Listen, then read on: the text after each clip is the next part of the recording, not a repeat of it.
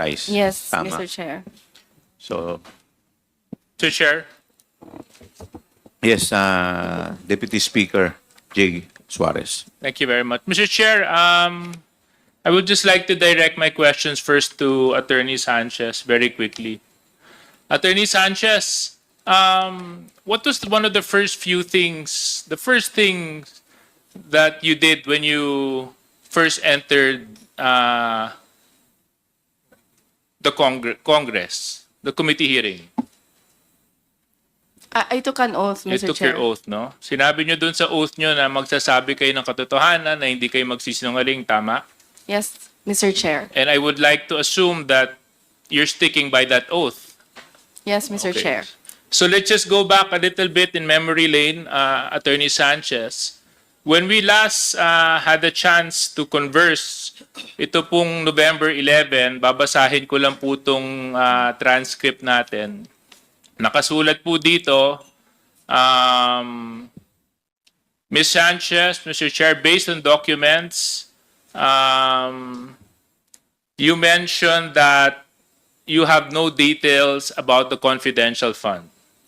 You Yes. mentioned that you have no information or knowledge about the confidential fund. Is that correct?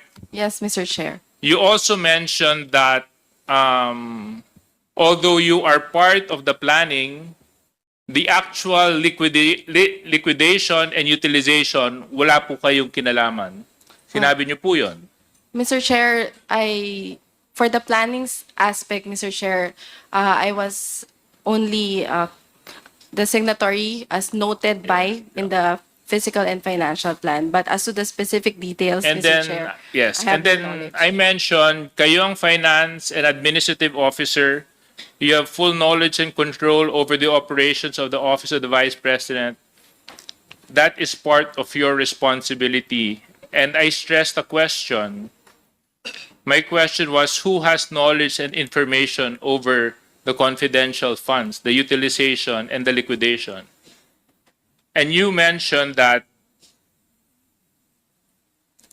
That, Mr. Chair, based on the documents, I would presume it would be the Special Disbursing Officer, Mr. Chair. yes, other than the Special Disbursement Officer, is Gina Acosta. Is that correct? That's correct, Mr. Chair. Yeah. And I asked you, Ms. Gina Acosta holds office under whom? And you mentioned, That she is assigned to the Office of the Chief of Staff, Mr. Chair. yes. And the Chief of Staff being Attorney Lopez, Mr. Chair. Attorney Lopez. Zuleika Lopez. The Yes, person Mr. Chair. behind you. The person beside you. Beside- Okay. Now, Yes, Ms. Mr. Chair. Lopez. Gina Acosta works directly under you. Is that correct? Your Honor, Ms. Gina Acosta is one of the employees. No. My Under question the is, Office of the she Chief works of Staff. under you? Under the Office of the Chief of Staff, Your Honor. Yes. So you have management control, supervision over her? In certain cases, Your Honor, because she acts as the supervising. No, Miss Lopez, Attorney Lopez, I've been noticing about the way you've been answering. Oh, You've yes. been very selective and evasive. You know, just categorically just say, because I'm starting to believe na you're trying to paint an image of a chief of staff that's not actually the role of a chief of staff. I've worked with many chief of staff, and chief of staffs have full control, knowledge, and information about what happens internally and externally in every office. But parang dito sa lagay mo, hindi yata ganon. So anyway, my question is, Gina Acosta works under you o hindi? Yes. Okay. She answers to you, yes or no? Yes, Your Honor. So if she answers to you, she's the SDO. Therefore, you would know about her activities, her responsibilities, and duties as the Special Disbursement Officer. No, Your Honor. No. I was not the person who designated her, Your Honor. No. That's not my question, Attorney Lopez. My question is, she works under you. You confirmed. You manage her. Yes. Now, my question is, Attorney Lopez, Gina Acosta, you confirm that she works under you. That is correct? She works with the Office of the Chief of Staff. Yes, and you are The Chief of Staff. there you go, right? Now, because she works under you, you supervise her activities, correct? Certain activities, Your Honor. Why is it that somebody will work under you and you can only supervise certain activities? Because she works with the Office of the Chief of Staff, Your Honor, as admin officer, not as disbursing officer. So I only have a direct hand in her work as an admin officer, which is personnel management. Kasi ang Supplies sinabi and ni Attorney procurement. Sanchez, pagdating sa confidential funds, Attorney Lopez, matanong na kita, may information ka tungkol dito? Meron o wala? Wala po. Wala. Eh bakit sinabi ng katabi mo na pagdating sa confidential intelligence fund ng Office of the Vice President, tatatlong tao lang ang may knowledge at information dito? Ikaw, Gina Acosta, at si Vice President Sara Duterte. Yan ang sinabi ng katabi mo. Here. So, please explain to me, why would the person beside you say that and you would deny that? Your Honor, I cannot answer. Are you for- gonna fire her too? I cannot answer for Director Sanchez, Your Honor. I know, can but only my answer for question myself. is to you, Attorney Lopez. She has that opinion.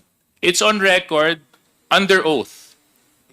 3 people have knowledge and information on the confidential funds. You, Gina, the person that works under you, and the Vice President. So why is it now that when I'm asking you, wala kang kinalaman? Your Honor, Mr. Chair, because that is the truth. I really have no personal knowledge as regards the matter of confidential funds. Okay.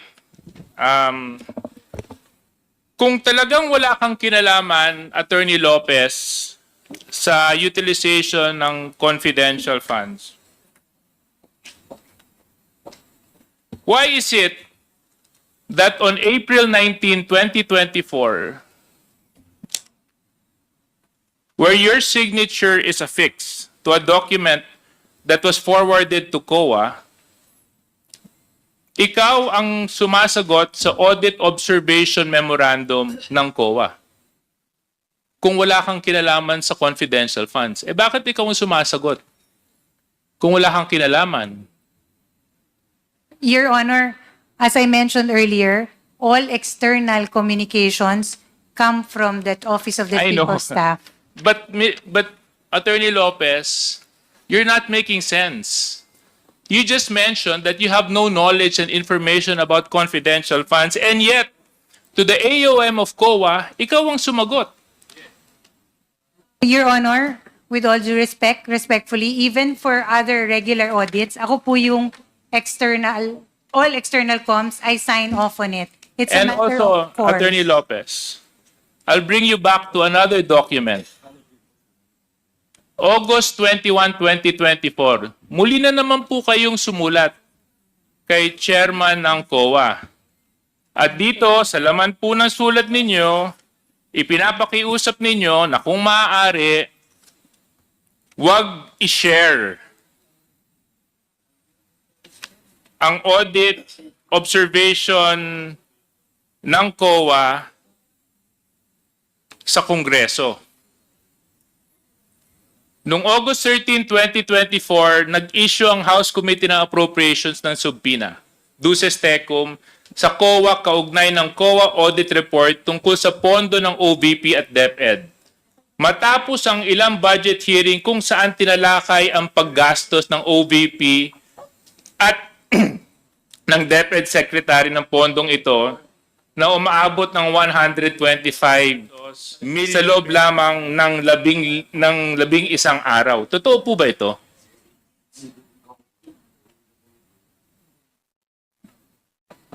Your Honor, I'm sorry, I did not catch the question. Respectfully, may you please repeat? I'm sorry. Attorney Lopez, nag-issue po kayo ng sulat sa COA ng August 21, 2024. Tama po ba, mali? Yes, Your Honor. Ano po ang dahilan kung bakit po kayo sumulat sa COA? I understand during the time, Your Honor, there was a subpoena issued to the Commission on Audit for the release of certain documents pertaining to the ongoing audit of some transactions of the Office of the Vice President. So ang dahilan kung bakit po kayo sumulat sa COA ay upang pigilan ang COA mag-release ng kanilang audit report and other related documents tungkol sa utilization ng confidential funds ng OVP at ng DepEd. In your words, you said here, you are of the position that the subject subpoena should not be complied with. Is this correct? Your Honor, Is this correct? It's a yes or no, Attorney Lopez. Is this correct? Were these the words you affixed on your letter?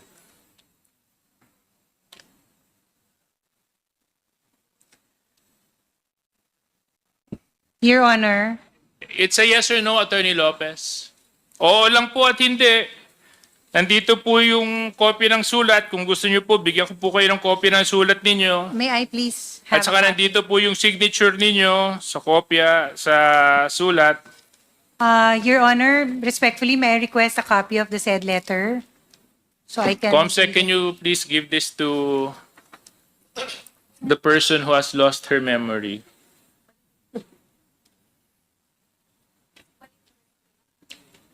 Can you just confirm this letter?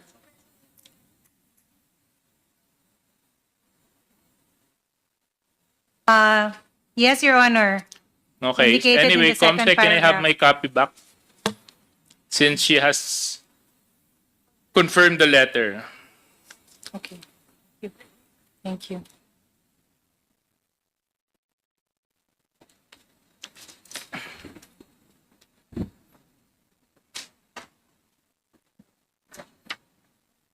When you issue this letter, Attorney Lopez, did you act on your own volition? Yes or no? No, Your Honor. Hindi. Hindi kayo nag-iisa. So sino ang kasama ninyo nung ito po ay inyong ipinarating sa Commission on Audit na hindi dapat sila sumunod sa subpoena duces tecum ng Kongreso? Your Honor, this was a matter I consulted with Mr. Lemuel Ortonio. Kayong dalawa lang. Yes, Your Honor, for the matter of the requesting COA. So, ang sinasabi mo, walang alam si Vice President tungkol dito? Your Honor, it was a letter that Ma'am, it's a yes or no. Let's not make life difficult.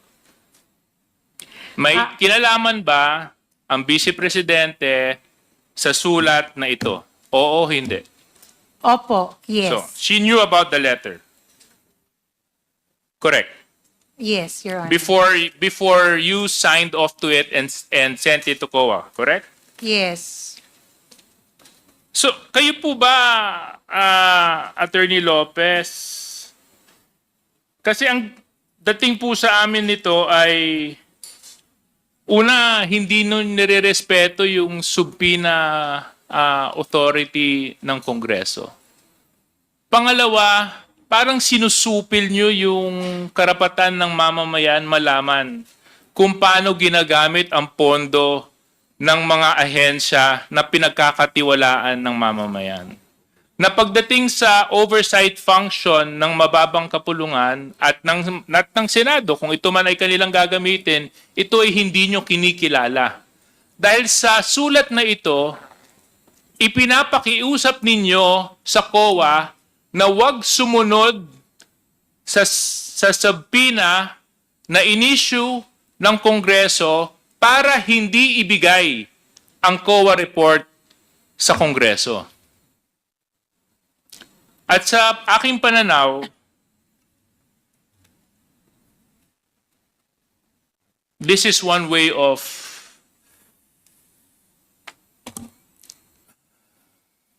how do you explain it, Congressman Zia? You're good in explaining. Of covering the truth. Tinatakpan ng katotohanan. Kasi kung wala naman kayong tinatago, di ba? Kung wala naman kayong tinatago, ba't nyo pa papakiusapan yung isang ahensya na hindi i-share ang mga dokumento patungkol sa isang investigasyon na isinasagawa ng isa pang ahensya? Di ba? Ngayon, Attorney Lopez.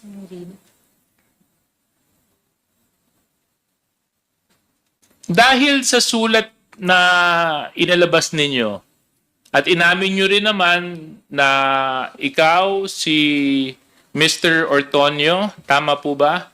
At ang ating Vice Presidente, ang may alam tungkol sa sulat na ito. Hindi po ba kayo naniniwala na karapatan ng taong bayan malaman ng kung paano nyo po ginastos ang pera na ipinagkatiwala sa inyo? Your Honor, may I answer? Please answer. Mr. Chair, thank you. Respectfully, Your Honor, that letter does not in any way seek to undermine the power of Congress as regards matters regarding to the power of the purse. It is not.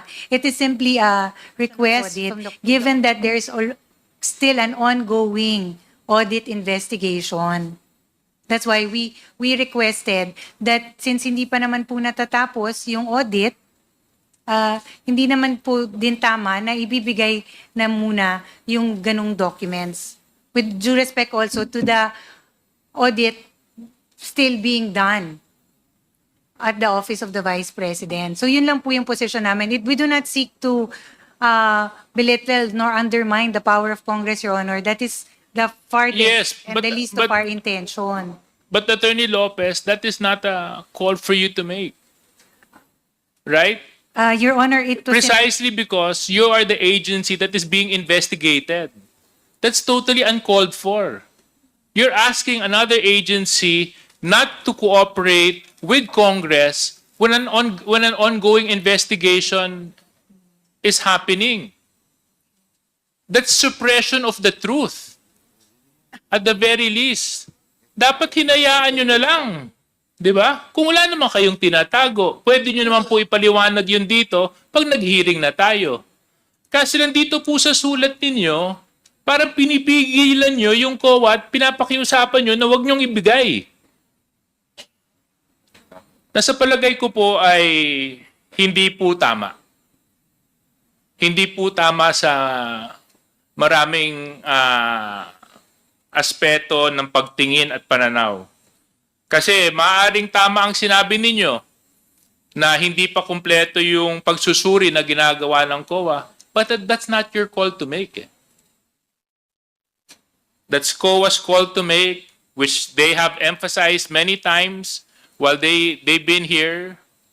But for this letter, Attorney Lopez, mukha po kasing talagang ayaw niyong malaman ng taong bayan kung paano niyo po ginastos yung 612 million pesos na confidential funds ng Office of the Vice President at pati po ng DepEd. Your Honor, Mr. Chair. Wait, I'll get to you, Attorney Lopez. Okay. So ngayon, Attorney Lopez, are you still of the position that you have no knowledge about these confidential funds? Yes, Your Honor. You have two documents here that you signed off. One, questioning not naman questioning, na pinapaliwanag mo yung AOM ng COA. Signature mo ang naka-affix doon. Number two, another letter addressed to COA na ipinapakiusap mo sa COA na wag munang ibigay ang audit observation sa Kongreso. That's your signature. Am I correct, Attorney Lopez? That is correct, Your Honor. And you are still expecting that the committee will believe you na pag sinabi mo hanggang ngayon wala ka pa ring alam maski 2 beses ka nang sumulat sa COA tungkol sa confidential fund. Your Honor, quick reading of the letter would No, indicate... that's my anyway, Mr. Chair, I would just like to end my point because I don't think Attorney Lopez will cooperate with us anyway. I would just like to manifest those 2 letters are true. Those 2 letters cannot be denied. Her signature is on those 2 letters. Those 2 letters are both addressed to the Commission on Audit. One, intent of the letter, ipinapaliwanag yung audit observation. Pangalawang sulat, ipinapakiusap sa COA na huwag i-share at ibahagi ang audit observation sa Kongreso.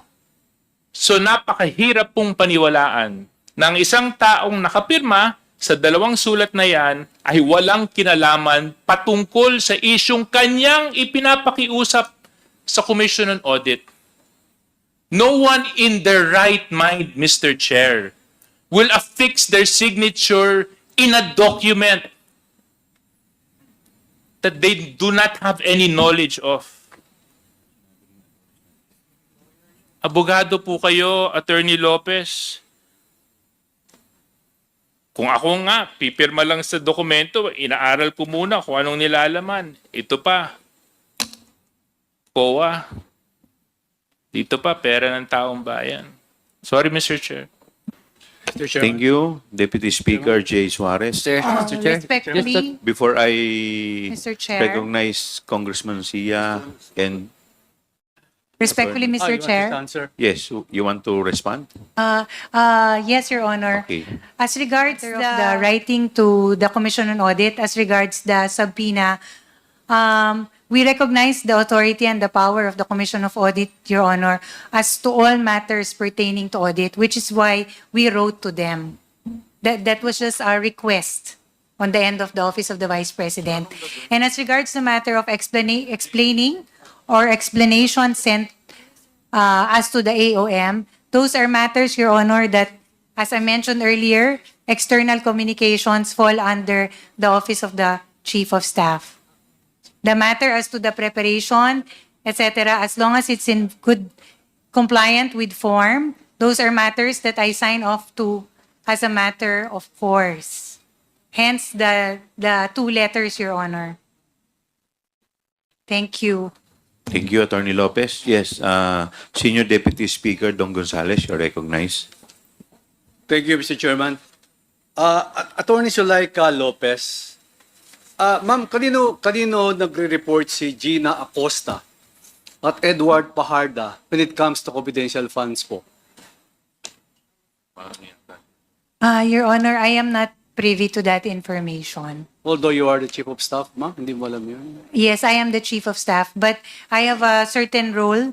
It's, as mentioned earlier, Your Honor, Mr. Chair, in the Office of the Vice President, parang compartmentalized siya. We only perform certain functions. And my area of expertise is actually operations, Your Honor, for our socioeconomic programs.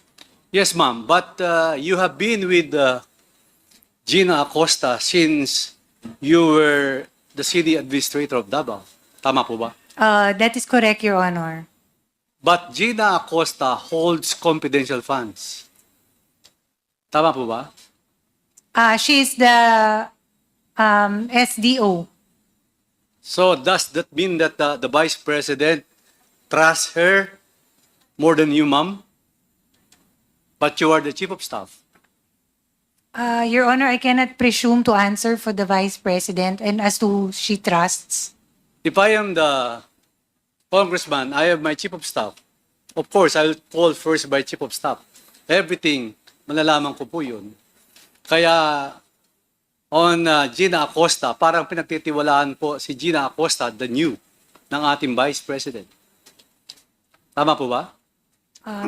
Again, Your Again, Your Honor, I cannot answer for the Vice President if she will trust another person more than she trusts me.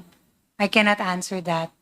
Did Gina Acosta ever coordinate the confidential fund with you, ma'am? No, Your Honor. So she kept everything confidential fund and did that clear to you, ma'am? No, Your Honor. She did not provide me. She does not report to me on matters Parang hindi kapapaniwala Like that. po yun, ma'am. Your Pakiulit Honor, po. as stated earlier, Miss Gina Acosta is with the Office of the Chief of Staff. That is correct. She is our supervising admin officer. She is our OSH, our safety officer. She handles the personnelling and procurement of office supplies in the Office of the Chief of Staff, Your Honor. That is one of her many functions, and those are the functions that she reports to me. But as regards the disbursement, those are matters that I am not privy to, Your Honor. Thank you, Mr. Chairman. Attorney Lopez, can you tell us your working relationship with Miss Gina Acosta? So, professional, Your Honor. We have a professional working relationship. On the subpoena letter, why did you write COA not to comply with the committee subpoena, ma'am? Why did we write? Why did you write COA not to comply with the committee subpoena? Your Honor, that was the position of the Office of the Vice President, given that there was an ongoing audit of the funds being undertaken at that time. So we felt it was our position that masyado pa siyang, hindi pa siya, it's too early to be providing data because it is not actually final. That was our position, Your Honor. So, meaning to say, this is not obstructing the process from Congress, Attorney Lopez? Your Honor, that is the farthest from our intention. That's why we wrote, it is actually a recognition of the power of both Congress for the power of the purse and COA also for all things audit. That's why we wrote the Commission on Audit for this matter. It was simply a request, Your Honor, that they can approve or deny. I thought that you had nothing to do with the confidential funds. So what's the reason for the letter then, Attorney Lopez? What is the reason for the letter? Your Honor, as mentioned earlier, all external communications come from and emanate from the Office of the Chief of Staff. This was a matter that was raised by Mr. Ortonio, and when I also read the letter, I was of the position that tama naman yon kasi mayroon pang ongoing audit. So it is on this belief and our position that we wrote and requested from the Commission on Audit. So ngayon po, Mr. Chairman, naniniwala na kayo na you know very well what's going on with the confidential funds. Naniniwala na po kayo. You know everything. Your Honor, You know very well what's going on the confidential fund based on your answers and statement.